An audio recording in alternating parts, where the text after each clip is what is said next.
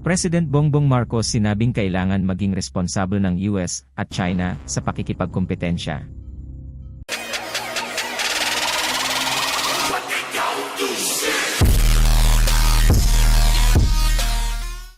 Sinabi ni President Ferdinand Marcos Jr. na mahalaga ang papel ng United States at China sa pagpapanatili ng kapayapaan at pag-unlad ng ekonomiya sa Indo-Pacific region. Sa kanyang talumpati sa pagbubukas ng 21st edition ng International Institute for Strategic Studies, Shangri-La Dialogue, sa Singapore, inamin ni Marcos na malaking impluwensya ng China sa seguridad at ekonomiya ng rehiyon. Pero sinabi din niya na mahalaga ang presensya ng Amerika para sa kapayapaan sa rehiyon. Para magpatuloy ang stability sa rehiyon, kailangan ng China at US na maging responsible sa kanilang kompetensya, sabi ni Marcos. Hindi pwedeng piliin lang ang isa.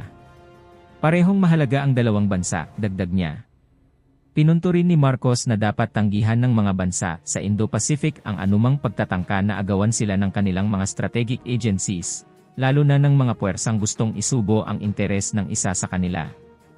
Sa huli, sinabi ni Marcos na dapat sumunod ang buong mundo sa rules-based international order na pinamumunuan ng international law at mga prinsipyo ng equity at justice. Binanggit niya ang mga mahahalagang prinsipyo tulad ng mga nakapaloob sa UN Charter noong 1945, Bangkok Declaration noong 1967 na nagtatag ng ASEAN, at Manila Declaration noong 1982 na pinagtibay ng UN. Inspirasyon ng nakaraan ang nagbibigay sa atin ng kalinawan at pananaw para harapin ang mga hamon ng kasalukuyan at buuin ang kinabukasan na pinapangarap natin. Mula sa mga nagawa sa San Francisco, Bangkok, at Manila, sabi ni Marcos. Inisa-isa rin ni Marcos ang tatlong bagay na dapat magsilbing gabay sa rehiyon sa pagharap sa mga hamon. Isa, ang soberanya ng bawat estado ay dapat manatiling banal. Dalawa, ang ASEAN at mga proseso na pinamumunuan ng ASEAN ay dapat manatiling sentral, epektibo, at may layunin. Tatlo, ang rule of law at integridad ng mga multilateral na institusyon ay dapat manaig. Dapat gabayan ng mga ito ang paghahanda ng mga bansa sa rehiyon para sa mga darating na hamon, dagdag pa niya. Dapat ding tanggihan ang mga maling pananaw na ang rehiyon ay isang teatro lang ng mga geopolitikal na kompetensya. Hindi tayo mga bystander lang sa mga nangyayari sa mundo. Tayo ang mga gumagawa ng mga pangyayaring ito. Tayo ang mga bida sa ating kwento. Tayo ang mga may-ari ng mga kwento ng ating rehiyonal na komunidad, sabi ni Marcos. Mahigit 550 delegado mula sa defense at security establishments ng mahigit 40 bansa ang inaasahang dumalo sa event na ginanap sa Shangri-La Hotel sa Singapore.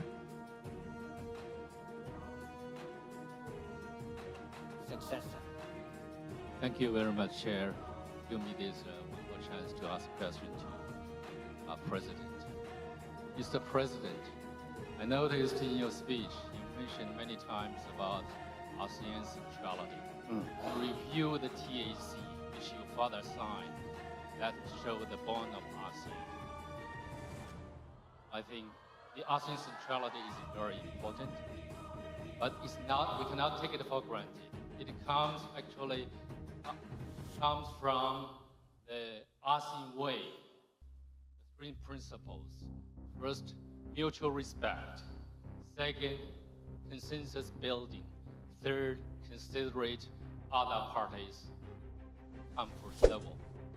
In my words, to put it simply, we can summarize it as three no's: non-intervention, and non-use of force, and non-hyping up hot spots. Only because of these principles strictly followed by ASEAN members and other stakeholders that we have ensured the ASEAN and East Asia at large for a long-lasting peace since the end of the colonial rules in history. So we cherish a lot. I fully agree with you. I support the centrality of ASEAN. And even some professor like Cashew Makboni, he suggests ASEAN is deserved to award a Nobel Peace Prize. I agree with him. Thank you very much. I think your question is, do you agree with me? So President Marcos, Yes, please. my Thank you question very much. is, President, in the eyes of the international community, some of your Philippines behavior in recent times now sounds like you really consider other parties' comfort level, and there is a risk of ruining the regional long-earned, long-lasting peace since the end of the, colonial history. What's your comments on that? Thank you very much. Well, I cannot imagine what you must be referring to if the reference or the allusion is to the Philippines somehow tearing apart what we have agreed on with in ASEAN in terms of ASEAN centrality. Quite the contrary. I think if you examine more closely the remarks that I just made, I precisely focus on ASEAN centrality, and that the principles that are laid down that are involved in the concept of ASEAN centrality are some things that we must use to guide us. And if we have been distracted in the past years or so, then it's time for us to return and remember, once again, what ASEAN was created for. And that is to create an aggregation of nations that have very many common interests, and that can be, and that partnerships within that multilateral organization can help each other and help the region. And so the Philippines is still remains true to the principles that were established and upon which ASEAN was born.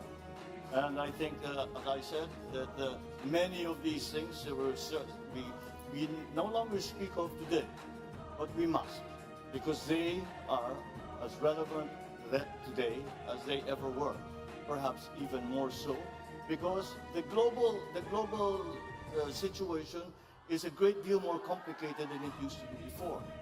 I would even go far as to say there is no such thing as a regional issue any longer. We have all experienced the unexpected effects of the war in Ukraine, of the conflict in the Middle East, and all of these. And when we talk about the South China Sea, we have to also remember that the South China Sea is the passageway for half of the world trade, and therefore the peace and stability of the South China Sea and the freedom of navigation of the South China Sea is a world issue. And that is what I am proposing. And I am saying that yes, it is a regional issue, but we must examine and be part of the discussion. We must include all parties in the discussion, because now it is not just ASEAN member states who are stakeholders. And it is quite easy to see that it is in fact the entire world that have become stakeholders in the peace and stability of our region. Thank you. I'll take one question. Yes, you, sir, with your hand up. If you stand up, it might attract magnetically a microphone towards you. Thank you very much. And immediately after your question, once you've identified yourself, I'll ask a third person for the final question. The president will take first. Thank you, sir. Thank you, John. It's Dimitri Sevastopoulos from the Irish delegation of two people. Another small country. President Marcos, I'm going to ask you a very direct question, if you don't mind, which is, if Chinese Coast Guard water cannons killed a Filipino sailor, would that cross a red line? And then can you also give us a sense of what are the actions that would trigger a request from Manila to Washington to invoke the U.S.-Philippines Mutual Defense Treaty? Thank you. And I will ask as the last question, Justin Bakisal. If you could stand, I know you sought the floor, and if a microphone were to come to you, you're right over there. Thank you. And the president will then answer both questions. Thank you. For one of our young leaders from ASEAN. So please go ahead. Magandang gabi, Mr. President. Good evening, Mr. President. My question relates to your vision for the force posture of the Philippines by the end of your term. So the Philippines has always discussed that defense of our national territory is primarily our responsibility under the unilateral defense plan. So what specific force packages are you eyeing particularly in the next coming years, and what exactly are we to expect after Horizon 3 of the AFP modernization program? Thank you. I just, what the gentleman is referring to, the Horizon 3 acquisition program, is the acquisition program that our Department of National Defense has just completed.